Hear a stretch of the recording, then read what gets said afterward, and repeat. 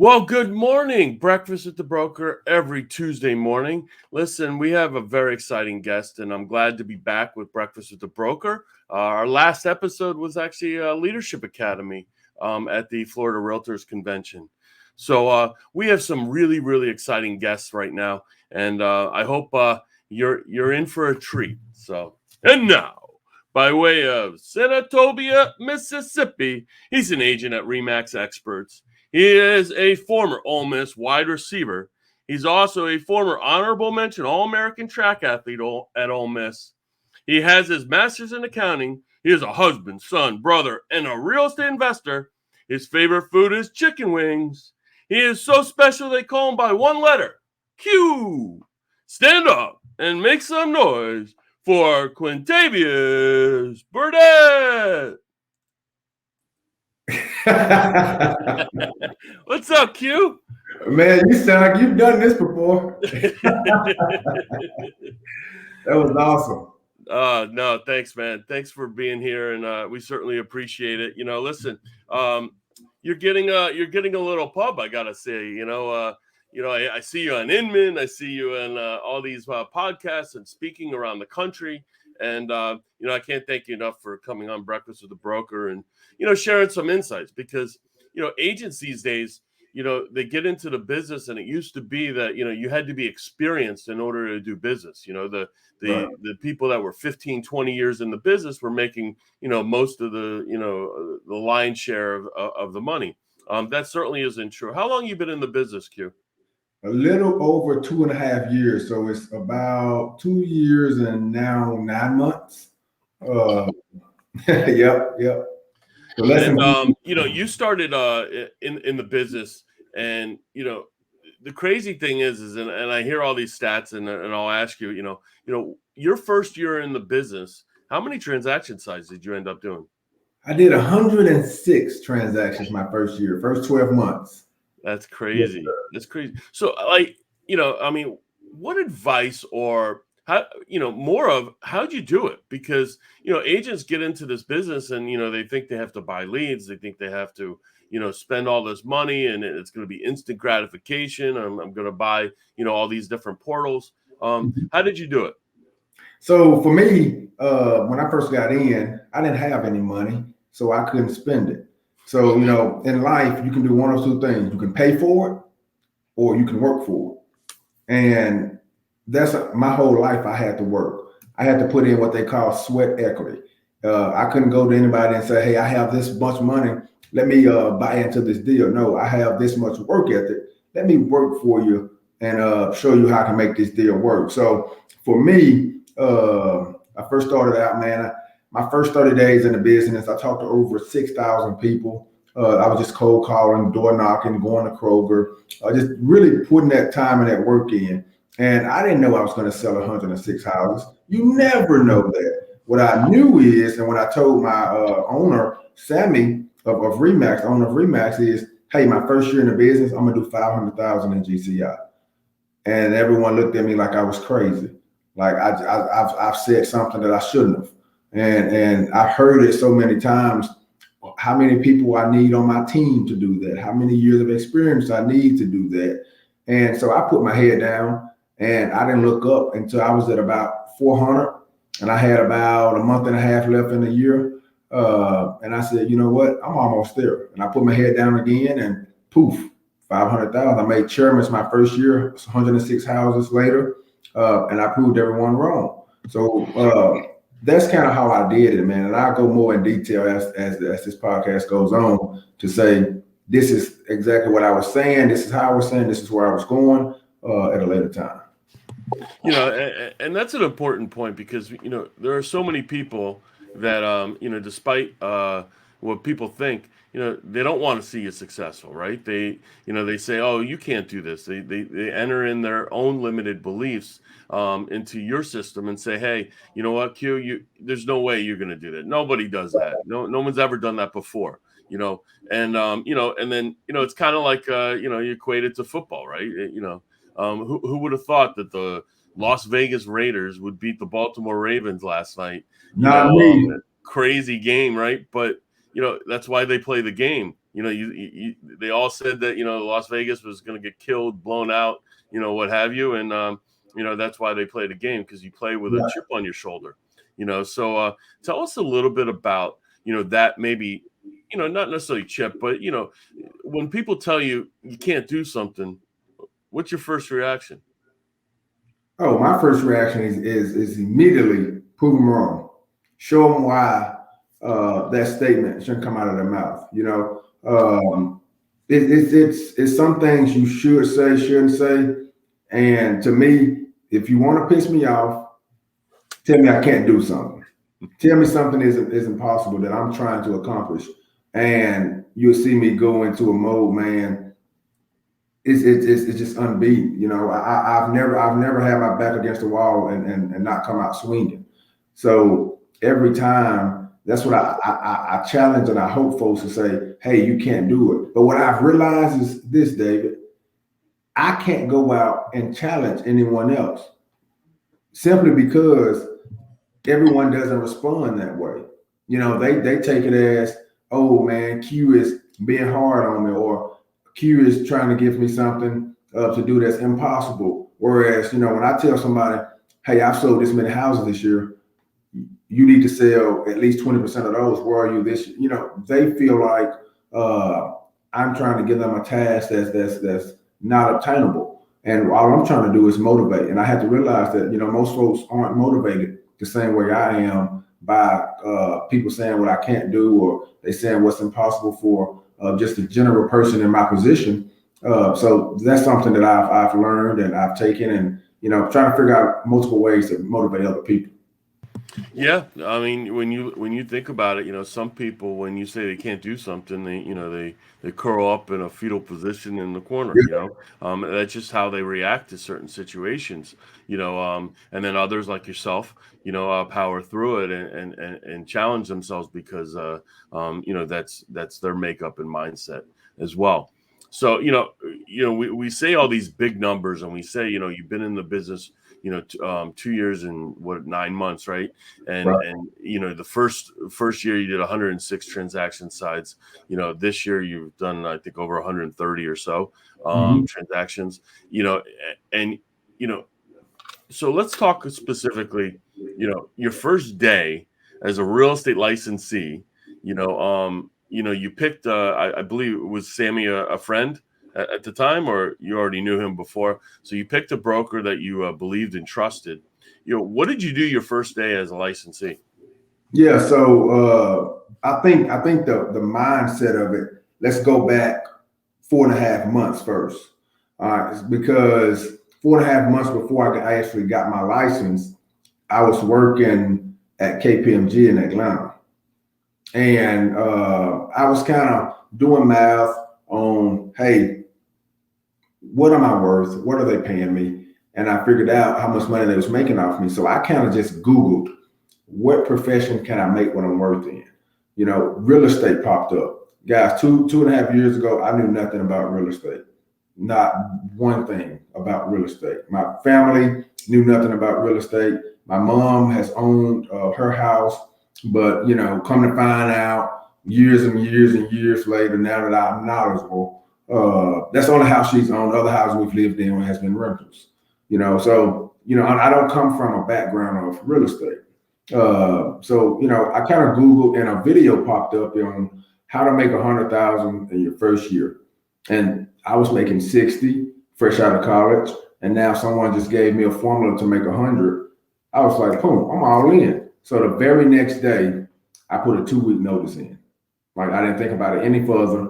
I put a 2-week notice in, moved back from Atlanta, moved home, got a real estate license, got an apartment. I had $6,000 left to my name. Well, to get my license, that cost me about $1,200. Once you pay for your license, you pay your board dues. So now I'm down to like $4,400 after, you know, gas and eating. So now I'm at home, $4,400. My rent where I'm staying is $1,050. So I have 4 months to live before I have to go back home and live with my parents. So man, my first day of real estate with all that pressure and wanting to make it, and keep in mind, I've heard now from everybody who've known me how crazy I am for leaving this good paying job. You know, my parents would make over $30,000 a year. So to them, that was a great paying job. And that other folks around me, you know, accounting opens more doors. You shouldn't have left. Me hearing all this from other folks. So I called Sammy on my way home, and I was just trying to find some side work. And I told him what I was doing. He was like, Q, you should keep in mind, Sammy, before I went to KPMG, told me that I should work for his RE/MAX and do accounting. I didn't know RE/MAX was a real estate company. But he said, hey, you should work for my RE/MAX and do accounting. So when I called Sammy and he said, hey, you know, go talk to Bill. He's at RE/MAX. I said, look, Sammy, I'm out of accounting. I'm not trying to do accounting. He said, no, Q. RE/MAX is a real estate company. I said, oh, okay. Now you talking. I go talk to Bill, and when I talked to Bill, knowing Sammy already, like I said, I knew Sammy from college. Knowing Sammy, and he told me Sammy owned it. I was like, okay, this is a no-brainer. I feel at home. So signed up. First day, man, I got Red X, and I got in the office like 7:30 that morning. I called us like 5 in the afternoon, all day long, calling, because I didn't have a script. I was practicing. I knew going into that call session that it was going to be something new. I was going to be very, very green to it, but I needed to kind of figure out what works and what don't. So man, I just started boom, spitting it out, boom, call after call after call after call after call, until I started to see some folks saying yes. So in athletics, you have to have a muscle memory. If you don't have muscle memory, the guys who do will beat you out. Same thing with the calls. If you don't have a way to figure out, hey, this worked, I'm gonna say this again, and have that muscle memory in your brain to let that come out, then you're not gonna do well on the phone. You'll always be a type person. But I have a solution for that now, because I have a 5 steps to cold calling that if you follow those, it'll be very, very easy to host a conversation on the phone with someone in a cold call setting. But when I first started, I had to figure all that out. But my muscle memory kicked in, and then I figured out, okay, this worked. If I do it this way, that didn't work. I'm not going to say that again. So I started to kind of take notes mentally on what was working, and then boom, it started going like an oil machine. It started to where I would make a phone call, and if it would take me, 150 calls to get somebody to say, hey, come out here and just look at my house, man, it dropped down to like 70. And then it dropped to now, I can make 40, 50 calls and have a good conversation as long as folks are answering the phones, to where I can go out there and be in somebody's living room. So it's exciting to see the work in progress to go from 0 to where I am now. And a lot of folks look at me and say, man, you've done this in a short period of time, but I've worked my tail off much longer and much more than someone who's probably been in the business 10 years. I've put in more work in these 3 years, and that's why I'm getting the results that I'm getting. It's not because, it's easier. Man, it's 4,000 houses sell in my market, not in my city, in my entire market a year. You see what I'm saying? It's over 4,000 agents in my market.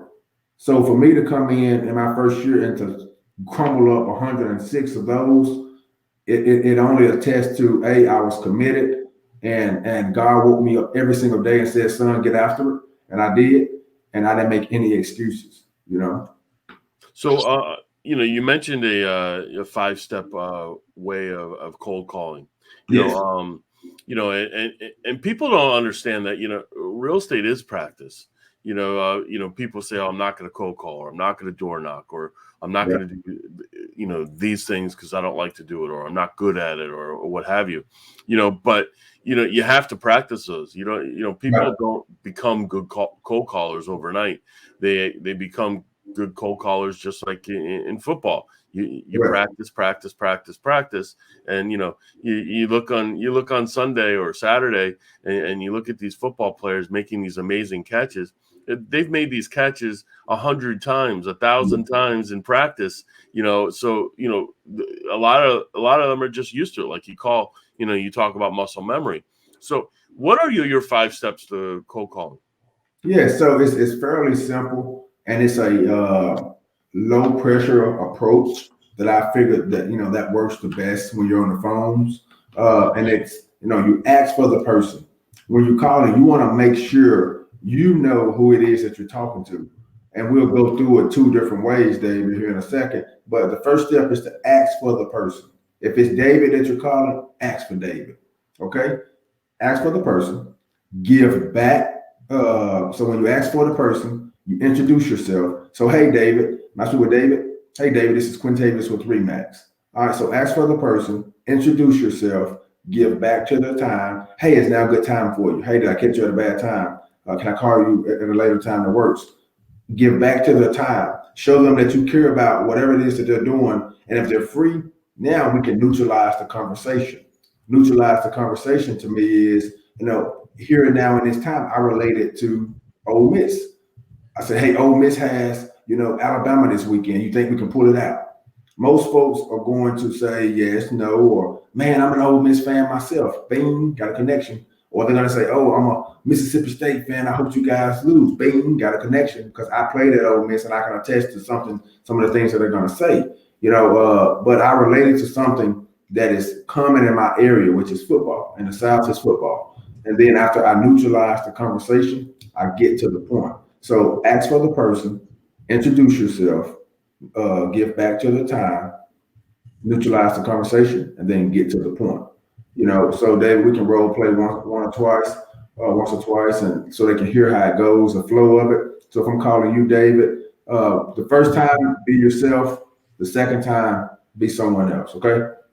All right. Hey, man, I speak with David. Yeah, this is him.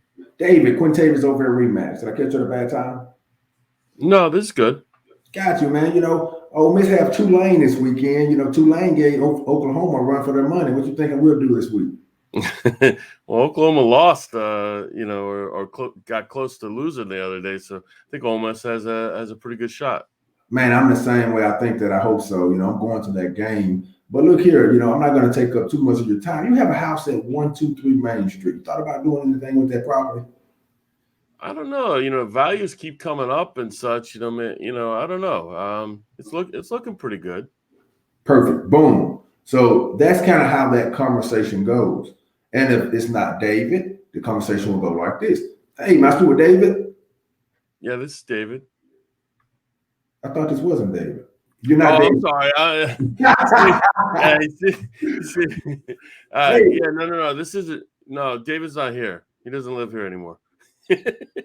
Oh, got it. Is this the owner of 123 Main Street? Yes. Who's calling? Oh, it's Quintavious over at RE/MAX, man. It's not a good time for you. Yeah. Got it. Concerning. Well, hopefully my Rebels can pull out a win this week. We're playing Tulane. Are you a Rebel fan? I am, big time.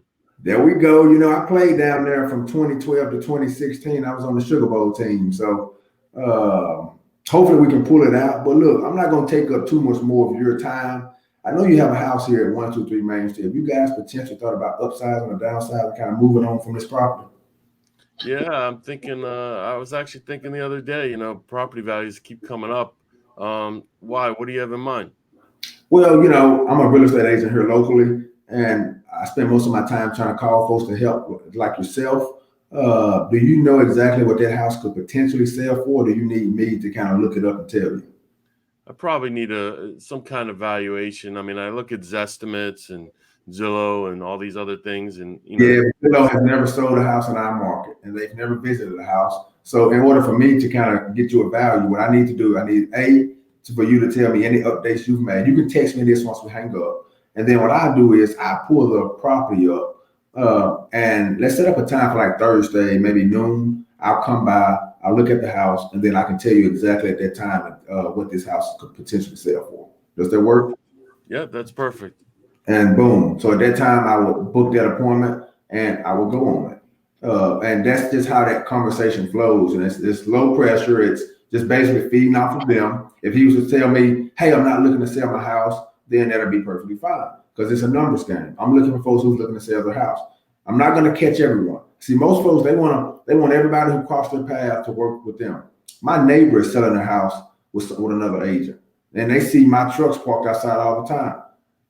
Do I care? No. Why? because that neighbor is going to use who they want to use. I only want to work with people who want to work with me. And when you have people that want to work with you, you don't have to worry about them leaving you. So my goal and my focus is to find the people who's looking to sell and the people who's looking to sell that want to work with me. So that's my kind of little 5 points that I go through every single time on a call. And it's easy. It gives you something to think about without even thinking. You know what you're going to say next. You ask me during that call, hey, what's the reason for your call? I still went into my neutralizer. I want to get your mind off of that, because now I can sense in your voice, and you got a little urgency on, when, what are you calling me for? So now I've related to you what the old missed, and our conversation can go a little smooth at that time. So yes, sir. No, I love it. I mean, it was definitely a fake role playing, because I am definitely not an Ole Miss fan.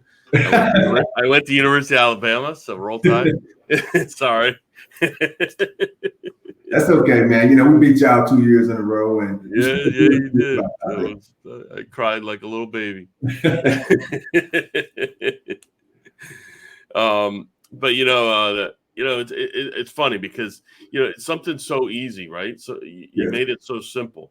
You made the conversation, you controlled the conversation, you played, with the role playing, but that's not just overnight. Those are baby steps. Those are practice and practice and practice. So how many cold call, well, let's go over this. Who do you cold call, right? And how do you, are you just calling expires for sale by owners like through Red X, or, are you calling other people, and how you may be getting those lists?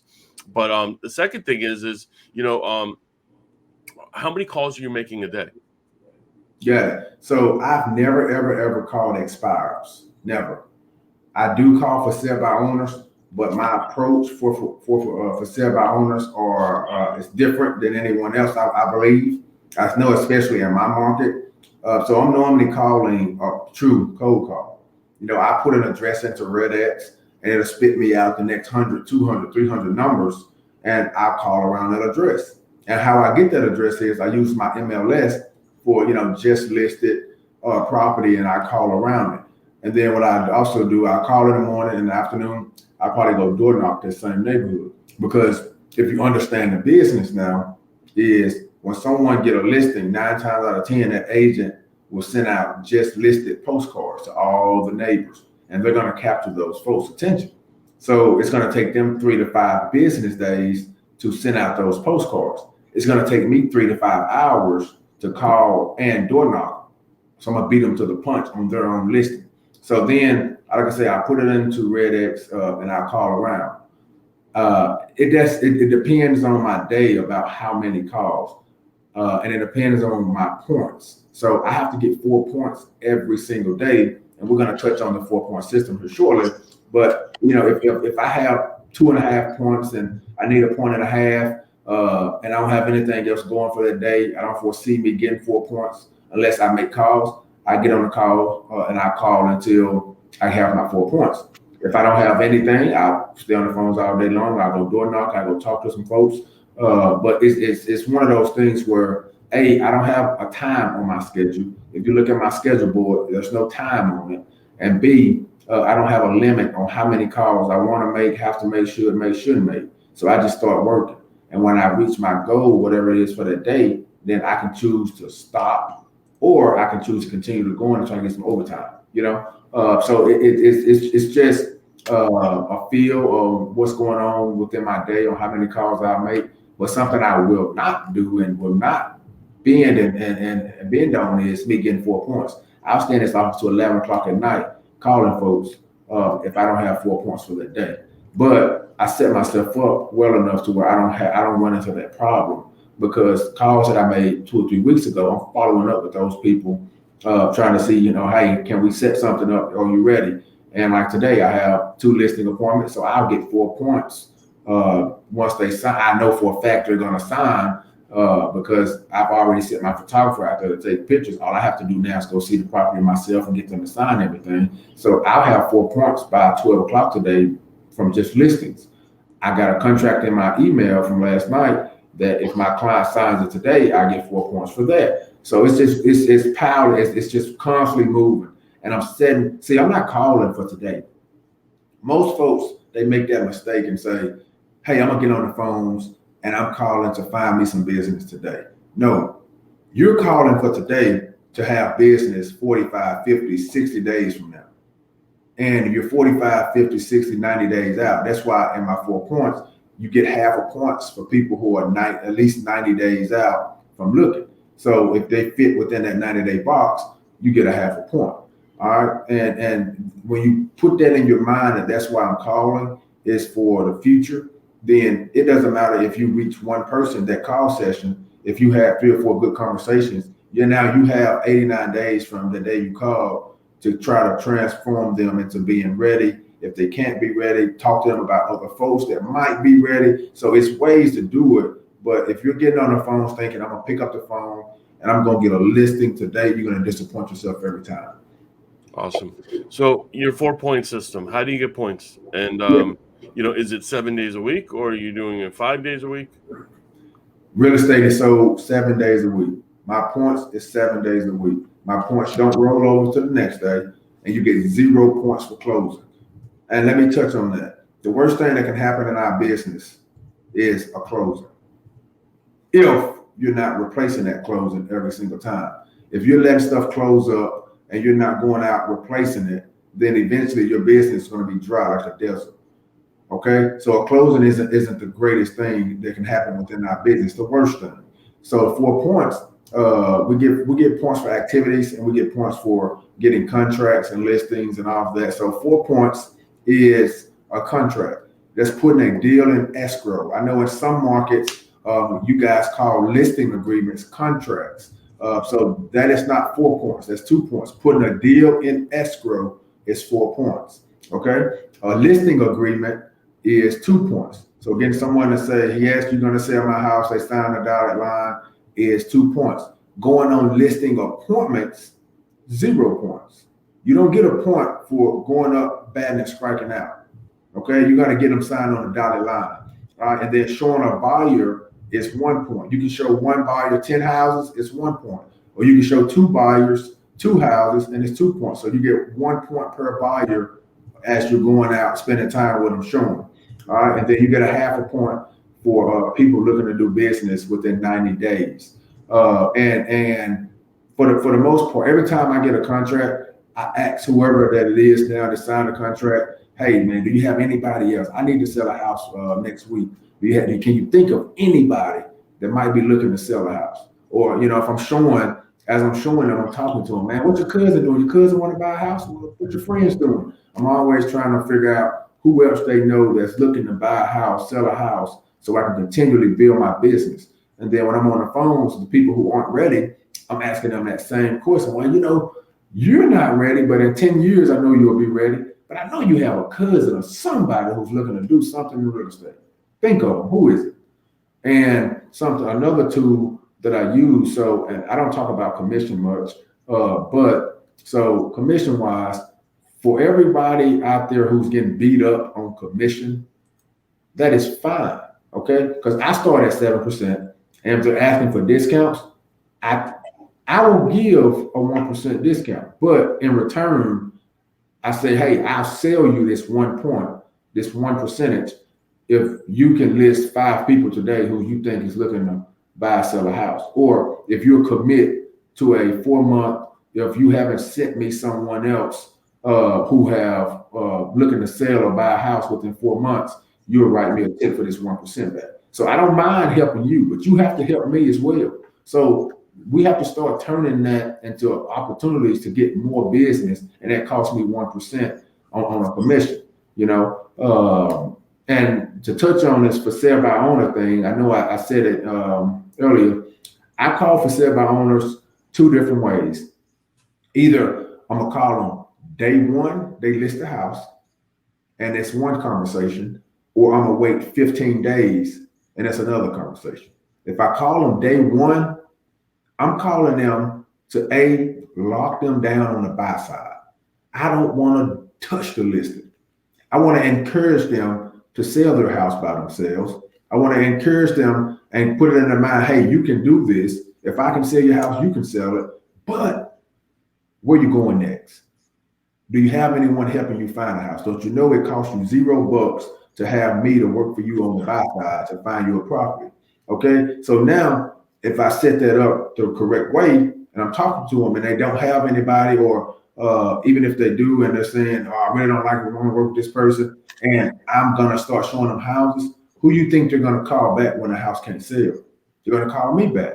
And my second approach is, if I wait 15 days, I do that what's wrong with the property approach. Because in today's market, houses are selling, in my market, within 3 or 4 days, if not 3 or 4 hours. So if a house is sitting more than 15 days, you have to assume one of two things: something is wrong with it, or it's the price, or something. So what I do is I call them and I say, hey, it's Quintavious over at REMAX. Is your house at 123 Main Street still for sale, still available?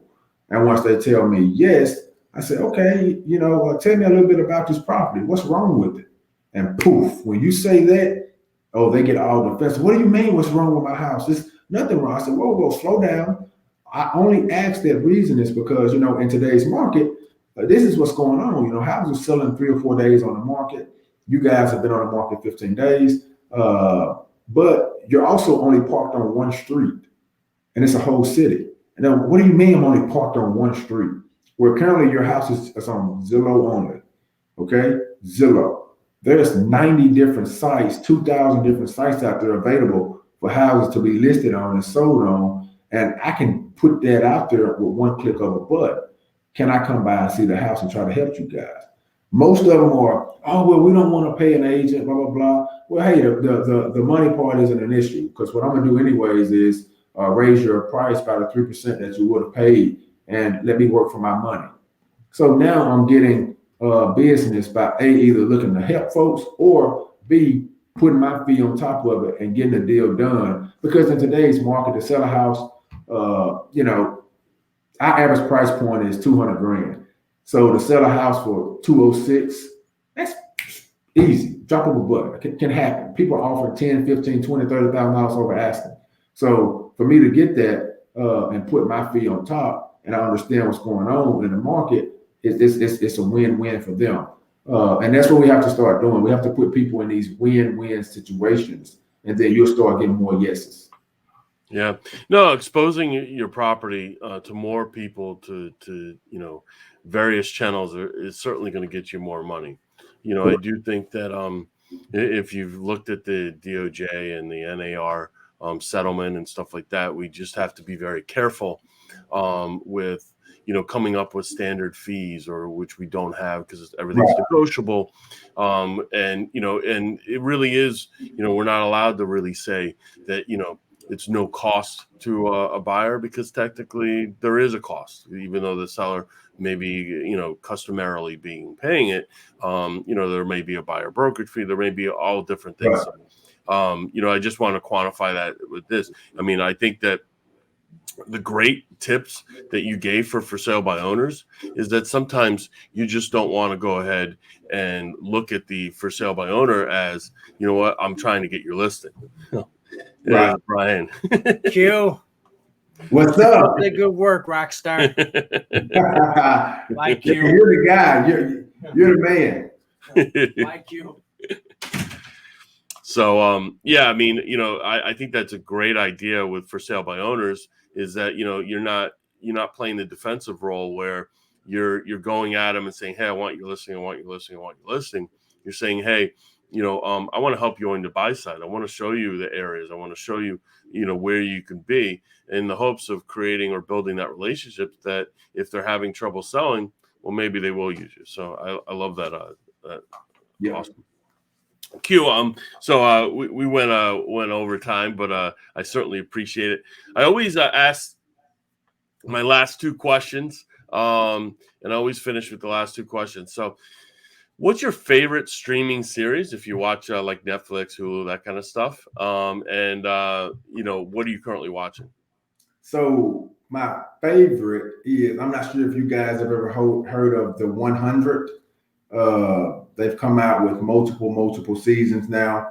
But if you watch The 100 from basically episode 1 up until now, man, it is awesome. 100 kids drop out of the sky, and onto the ground that they've thought now for 100 years wasn't survivable, and they're living in space. So they sent 100 kids to the ground, and little that they know, there's an army of grounders on the ground already living, and it's their land. So now they have to fight and try to work it out with the grounders to make them able to live there as well or come together. And it's just an awesome show. Everyone should at least watch it once. I've watched it 3 or 4 times from episode 1 all the way through season 7. That's how much I like about it, and I see something different every time I watch it. I learn, about survival things, decision making, little stuff like that. That show teaches. Right now, what I'm watching is Money Heist. That is awesome. They just come out with a new season. Me, I have a problem with binge watching stuff. So I finished all 5 of the episodes in one day. So now I'm back to trying to search for something to watch. Something else to kind of watch is Queen of the South is another one. Oh yeah, great. I got one for you. It's called Godfather of Harlem. It's a true story. Yeah, it's on it's Epix. So it's Amazon Prime, and then Epix, EPIX. But it's Forrest Whitaker plays Bumpy Johnson. He's okay. In 1960s, kind of like it has like the Black Mafia, the Italian Mafia. It brings in all kinds of different families and stuff. But it's also a it's a true story. It's based on a true story, and Forrest Whitaker is freaking awesome. So I highly recommend that. Anyway, I know we went way over, and I know your time's valuable, and certainly you need to get to your 4 points before 12, and I don't want to be the reason you don't.